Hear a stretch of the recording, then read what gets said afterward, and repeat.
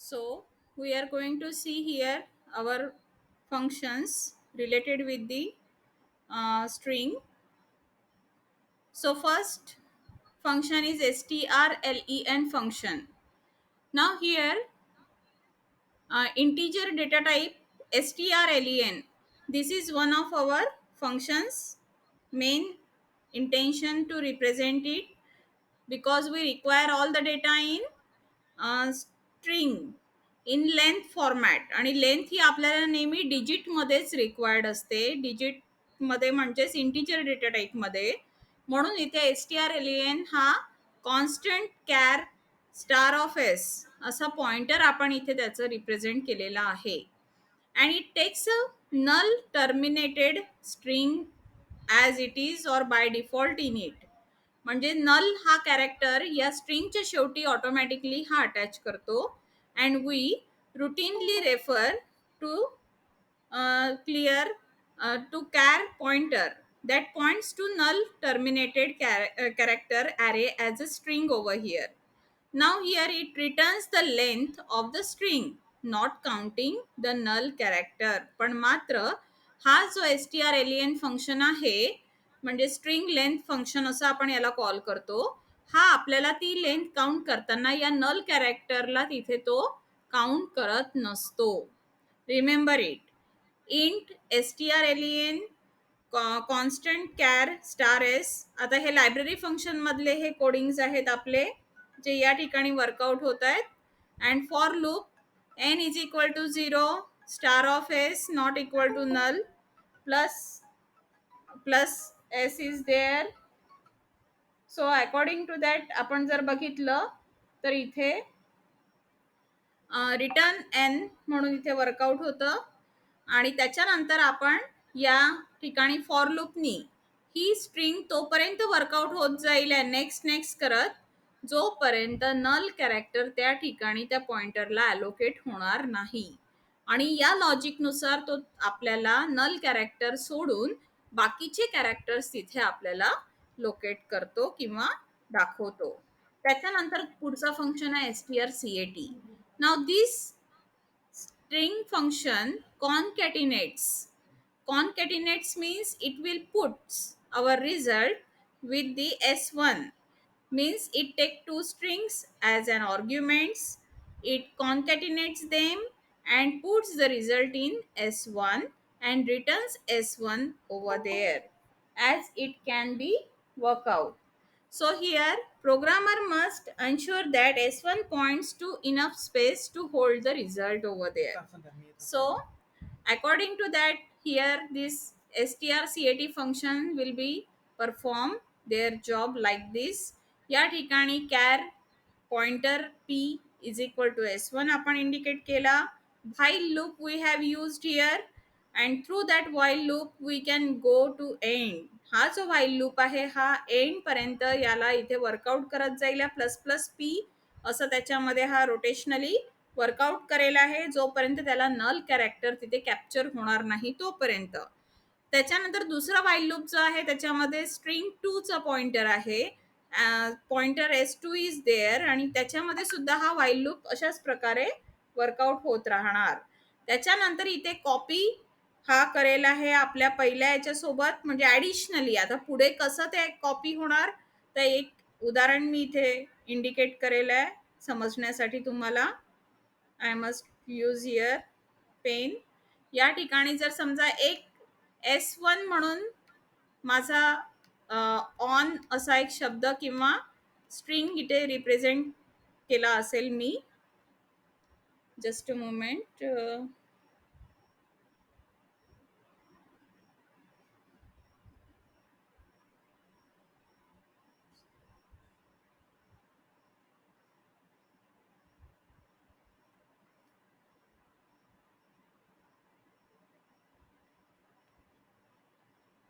I just use here one of s1 is equal to इथे जर मी on म्हणून इंडिकेट केलं समजा if I have use here on at that time आणि s2 हा दुसरा स्ट्रिंग पॉइंटर आहे माझा हा इथे मी यूज करते आहे आणि इथे इंडिकेट करते आहे लाईन LINE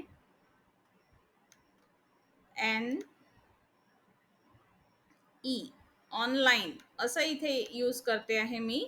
तर त्यावेळी आता इथे मी जेव्हाही याला कॉन्कॅटिनेट करेल या फंक्शनच्या मार्फत, तर याची जी स्पेसिफिकली फॉर्मॅट आहे ती अशा प्रकारची आहे.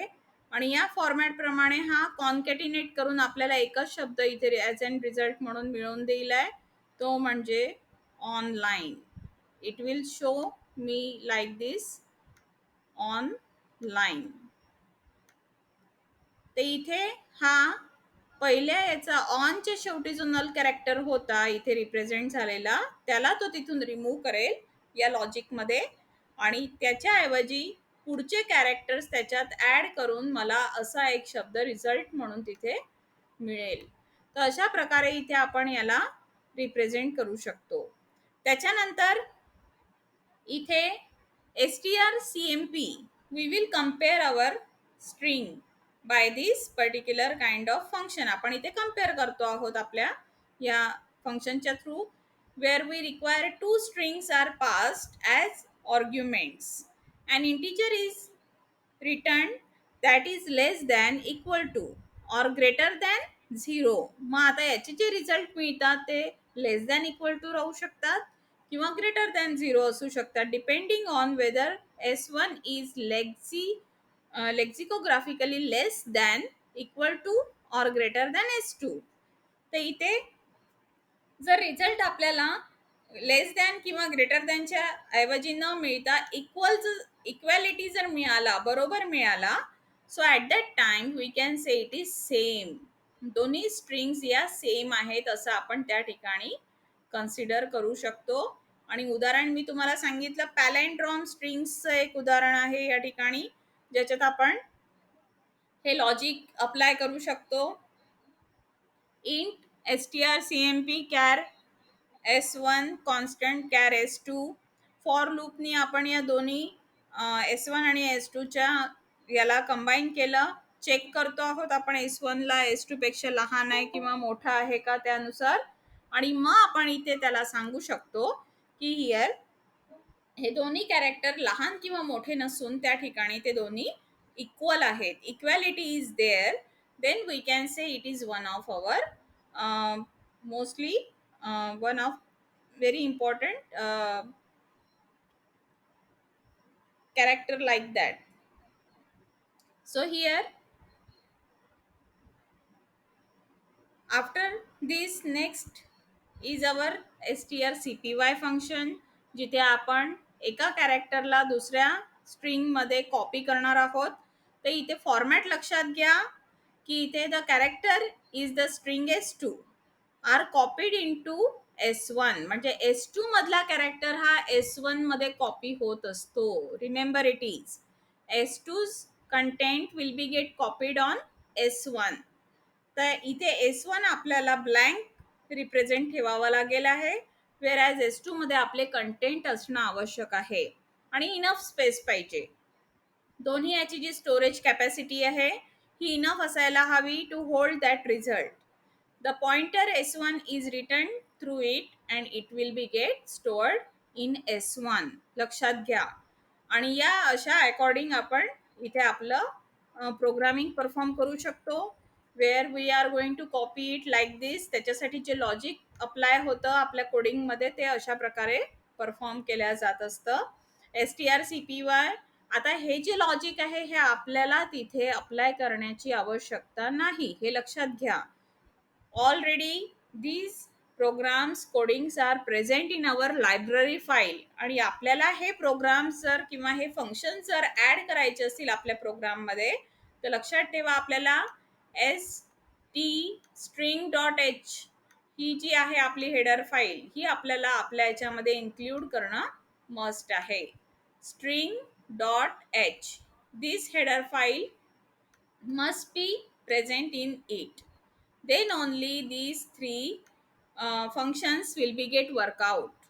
म्हणजे strcpy, strcmp, strlen length count करण्यासाठी, तर असे हे जे स्ट्रिंग्स यांना आपण तिथे अप्लाय करू शकतो. So according to